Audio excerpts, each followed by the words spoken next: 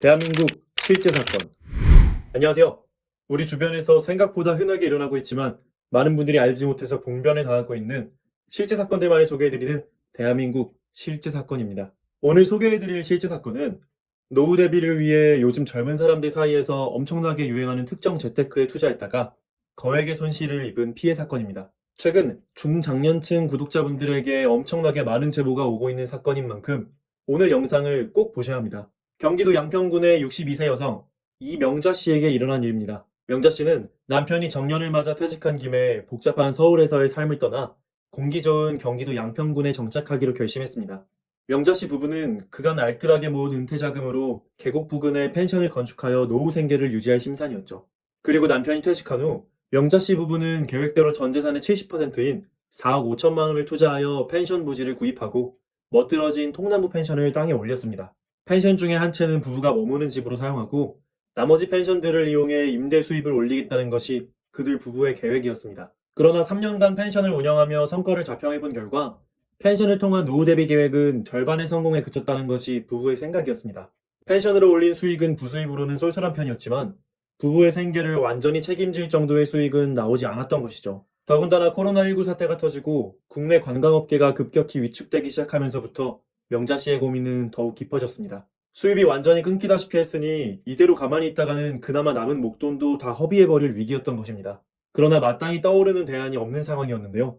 나이든 은퇴자 입장에서 펜션 운영 수입보다 더 높은 급여의 직장을 구한다는 건 불가능에 가까웠기 때문이죠. 그런데 그때 명자 씨의 시선을 끈 문자 메시지가 있었으니 바로 70대까지 평생 부업 가능, 초보자도 집에서 하루 30분 투자로 한 달에 1,000만 원을 벌 수 있는 핫한 재테크 상품 소개해드립니다. 라는 광고 메시지였습니다.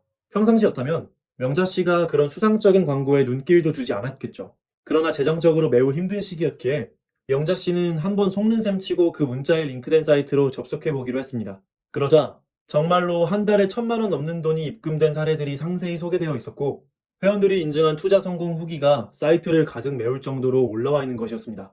여기에 혹한 명자 씨는 사이트 하단의 전화번호로 문의 전화를 걸어보았는데요. 그러자 20대 정도로 추정되는 젊은 상담원이 싹싹한 목소리로 전화를 받는 것이었습니다. 상담원의 말에 따르면 이번 상품은 5,000원 단위의 소액으로도 투자가 가능한 핫한 재테크 상품이라고 했는데요. 투자 내용은 달러, 유로, 엔 등의 해외 화폐의 환율 차이를 이용해 수익을 내는 FX 마진 거래라는 것이었습니다. 그 외에 금이나 희귀광물 등의 옵션 거래도 취급한다고 했죠. 하지만 그 얘기를 들은 명자 씨는 망설일 수밖에 없었는데요. 명자 씨는 살면서 외환 거래를 할 일이 한 번도 없었고 더군다나 금으로 옵션 거래를 한다는 얘기는 생소하게만 들렸습니다. 그러나 상담원의 얘기를 좀 더 들으니 의외로 해볼 만한 투자라는 생각이 드는 것이었습니다. 상담원이 추가로 설명하기를 전문가가 붙어서 1대1 상담을 해주고 그것도 부담되면 아예 예치금을 계좌에 맡기고 펀드처럼 대리 투자를 할 수도 있다는 겁니다. 명자 씨는 자기한테 전문가가 1대1로 코칭을 해줘도 투자를 성공시킬 자신이 없으니 이왕이면 전문가가 아예 자기 돈을 굴려주는 쪽이 낫다고 말했죠. 하지만 처음 보는 투자업체에 무턱대고 큰 돈을 맡기자니 불안한 마음이 컸기에 우선 시험 삼아 100만 원만 소액만 투자해서 성과를 지켜보기로 했는데요. 명자 씨는 상담원이 안내하는 대로 사이트에 가입하고 수익금을 받을 계좌번호를 기재한 뒤 업체 측의 계좌로 100만 원의 투자금을 이체하였습니다. 그리고 일주일이 지난 뒤 사이트로 투자 상황을 체크한 명자 씨는 크게 놀랄 수밖에 없었습니다. 일주일간 수익률이 무려 82%를 찍었고 100만 원의 투자금이 180만 원 이상으로 불어나 있었던 것입니다. 계약에 의하면 수익금의 10%는 업계 측에서 떼고 돌려주는 시기였지만 그걸 감하더라도 어마어마한 수익률이었습니다. 그때 상담원이 다시 전화를 걸어왔는데요. 이번 투자에 만족하셨냐는 상담원의 질문에 명자 씨는 굉장히 긍정적인 답변을 했죠. 그러자 상담원은 가입 기념 이벤트로 1년간 8% 수수료로 투자가 가능한 상품에 가입시켜드리겠다고 하는 것이었습니다. 그리고 명자 씨는 당연히 하겠다고 대답했죠. 수익률이 82%나 찍힌 판국이니 수수료 8%가 아니라 12%를 받겠다고 해도 명자 씨는 무조건 투자를 해야겠다는 마음이었던 겁니다. 그날 밤 명자 씨는 남편에게 계좌를 보여주며 강하게 설득했고 결국 명자 씨 부부는 5천만 원의 목돈을 업체 측에 맡기게 되었습니다. 물론 5천만 원이 통장에서 빠져나가는 순간은 아무리 투자의 성과를 맛본 명자 씨라 해도 불안에 떨 수밖에 없었죠. 그러나 불과 일주일 만에 그 불안감은 씻은 듯이 사라지게 되었습니다. 투자 당일부터 일간 수익률이 30%를 넘게 찍더니 투자 일주일 후에는 2천만 원 수익이 발생하여 계좌 잔액에 7천만 원이 찍혀 있는 것이었습니다. 투자 성과를 확인한 명자 씨 부부는 환호성을 터뜨렸고 이제 노후 걱정은 끝났다며 눈물을 흘리기까지 했죠. 그리고 전문가는 카톡 상담을 통해 지금 수익률이 너무 좋은데 혹시 추가 투자가 필요하시냐고 물어보았는데요. 영자 씨는 이제 더 망설일 것도 없다며 마지막 남은 목돈 1억 5천만 원을 모조리 쏟아붓기로 결정했습니다. 그리고 2억 원의 종잣돈을 쥔 전문가는 그날 이후로도 화려한 투자 성과를 연일 보여주었죠.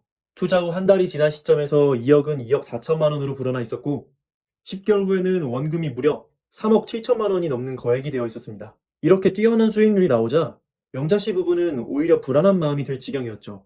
남편은 혹시 모르니 일단 번 돈을 회수해보고 재투자를 결정하는 게 어떠냐고 명자 씨에게 조심스레 제안을 건넸습니다. 명자 씨도 불안한 마음에 수익금 중에 1억은 회수하고 나머지 금액은 투자 계좌에 남겨두자고 동의를 했죠. 합의를 한 명자 씨 부부는 계좌에서 1억을 회수하고 싶다고 업체 측에 문의 전화를 걸었습니다. 그러자 업체 측에서 하는 말이 8%의 수수료와 양도세를 합한 요금 1,600만 원을 입금해 주셔야 출금이 가능하다는 것이었습니다. 법에 따르면 5천만 원이 초과되는 금융투자 소득에 대해서는 양도소득세가 과세되며 그 금액은 원 계좌에서 차감이 안 되니 추가 입금을 해주셔야 한다는 것이었죠. 영자 씨 부부는 1,600만 원이나 되는 거금을 지출해야 한다는 소리에 크게 난감했습니다. 그러나 3억 7천만 원짜리 수익 계좌를 보니 흔들리는 마음이 다잡아지는 것이었죠. 명자 씨는 수익이 1억 7천만 원이나 났는데 1,600만 원이 돼주겠냐며 대출까지 받아가며 업체가 요청한 금액을 모두 납부했습니다. 그 후 명자 씨는 다시 업체 측에 전화를 걸어보았는데요. 그런데 이상하게도 방금 전까지만 해도 전화를 잘만 받던 전문가가 연락이 되질 않는 것이었습니다. 통화를 오래 받지 않는 것이라면 모를까 아예 없는 전화번호라는 메시지가 떴으니 명자 씨는 심장이 덜컥 내려앉는 듯했죠. 문제는 그뿐만이 아니었습니다. 투자 전용 사이트에 접속해보니 리뉴얼 중이라며 사이트 문이 아예 닫혀있기까지 했던 것입니다. 리뉴얼 안내 페이지에는 그 어떤 전화번호도 적혀있지 않았으니 이건 완전한 잠적이었습니다. 명자 씨 부부가 업체 측이나 전문가에게 연락할 그 어떤 방법도 남아있지 않았던 겁니다. 명자 씨는 그때 등골이 서늘해지는 느낌을 받았고 또한 어마어마한 후회감이 밀려들었죠. 부부의 남은 인생을 책임질 소중한 목돈을 통제가 전혀 되질 않는 남의 계좌에 맡겼다는 사실을 그제서야 깨달은 겁니다. 부부는 뒤늦게 금감원과 경찰에 신고를 넣어보았지만 그쪽에서도 난색을 표할 뿐이었죠. 대한민국 어디에도 부부를 도와줄 사람도 방법도 전혀 남아있지 않은 듯 했습니다. 그렇게 명자 씨 부부는 2억 1,600만 원이라는 소중한 재산을 영영 잃어버리고 만 것이었습니다. 지금까지 경기도 양평군의 64세 여성 이명자 씨에게 일어난 피해 사례를 들으셨습니다. 명자 씨는 은퇴 후 양평의 펜션을 운영하던 중에 닥쳐온 코로나19 사태 때문에 금전적으로 궁핍한 상황에 몰려 있었습니다. 그래서 그녀는 수상쩍은 투자 권유 메시지에 혹하게 되었고 초기의 투자 성과에 현혹되어 어마어마한 거금을 업체에 고스란히 이체하고 말았죠. 그러나 돈을 받아 챙긴 업체는 명자 씨가 현금을 회수하려 들자 곧바로 잠적해버리고 말았습니다. 더욱더 어이없는 사실은 업체 측에서 명자 씨에게 보여준 수익 차트나 사이트 자체가 완전히 가짜였다는 것입니다. 명자 씨 부부는 50%를 넘나들고 성과가 좋을 때는 80%에 육박하는 수익률에 환호했지만 애초에 차트 자체가 조작된 것이었습니다. 즉, 업체 측에서는 그저 자기들 내키는 대로 가짜 숫자를 입력했을 뿐이었던 것이죠. 전문가들은 이 같은 방식은 FX 마진 거래를 빙자한 전형적인 사기 수법이라고 지적하고 있습니다.